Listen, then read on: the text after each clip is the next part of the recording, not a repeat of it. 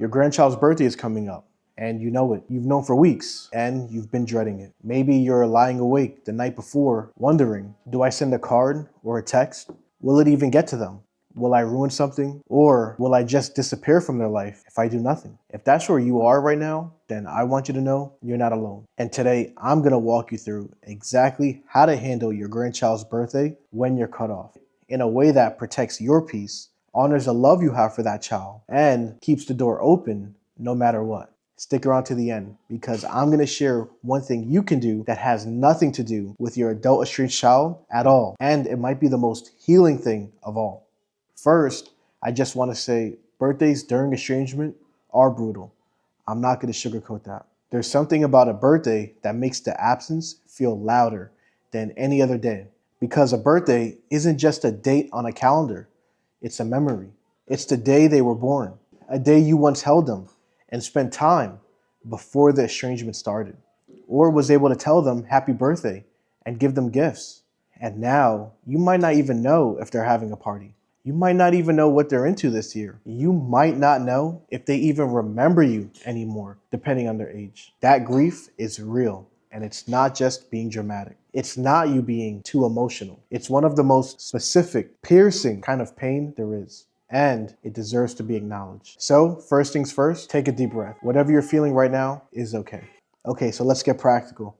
The first question most of you have is, should I send something? And my answer is, it depends. And here's how to think about it. There's 3 things to consider before reaching out. Number 1 is the age of your grandchild. If your grandchild is still very young, let's say under 6, they likely won't know you reached out either way. The gesture is real, but the impact is filtered entirely through your adult child. So keep that in mind. Number 2, your current contact level. Is there a complete no contact order in place, or is there simply silence? Those are different situations. If there's been explicit communication not to reach out, then that matters.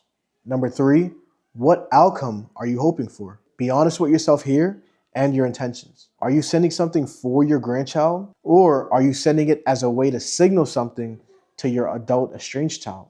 There's no judgment in that question, but your answer will tell you a lot about your motivation and strategy. If after asking yourself those questions and you do decide to reach out, here's the key. Keep it clean, keep it simple, and keep it about the grandchild. If you're sending a card or a text, short, warm, and no underlying messages. Nothing that could be interpreted as a message to your adult child. Nothing about missing them and wishing things were different.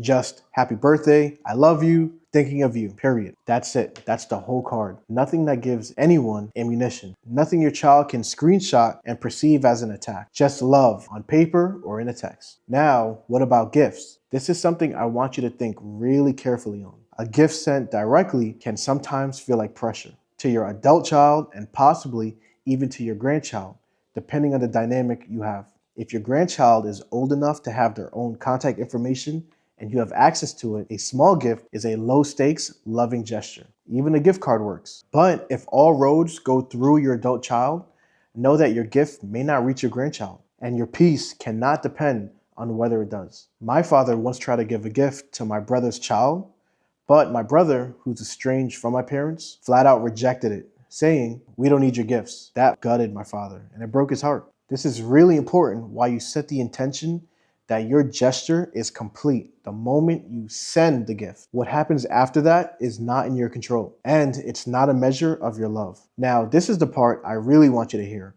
What if reaching out isn't safe? What if you've been told not to contact them? Or you know from experience that any attempt will be rejected or weaponized against you? Or you're in a situation where you're genuinely protecting yourself and protecting your peace by staying quiet? Your love does not require the recipient to be real. I want to give you something practical for this. On your grandchild's birthday, do something intentional, something just between you and them in your heart. I call them loving rituals. Some loving rituals that honor the relationship are: go for a scenic walk and sit quietly for a few minutes thinking about them. Write them a letter that you don't send. Tell them everything that you want them to know someday. Buy a small gift and put it away. Presents they may receive someday in the future when things change. Look at photos from when you were together and let yourself feel it. Visualize the good times. Don't stuff those emotions down, no matter how sad or overwhelming they might be. Do something they would love. eat their favorite foods, or go watch their favorite movie as a way of holding them close. These rituals matter. They keep the relationship alive inside of you, and that matters. Not just for some future reconciliation, but for you right now. Let's talk about the actual day, because even if you did everything right, even if you sent the perfect card or did the private ritual, the day itself can still be really hard. You might see a social media post of them or not see one, and that's worse. You might get a text from a friend or a family member saying, "Did you speak with them?"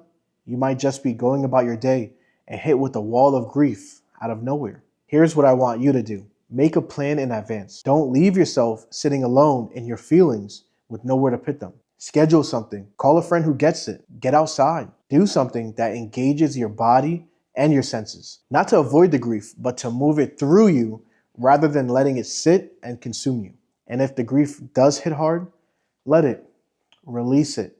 Cry if you need to cry.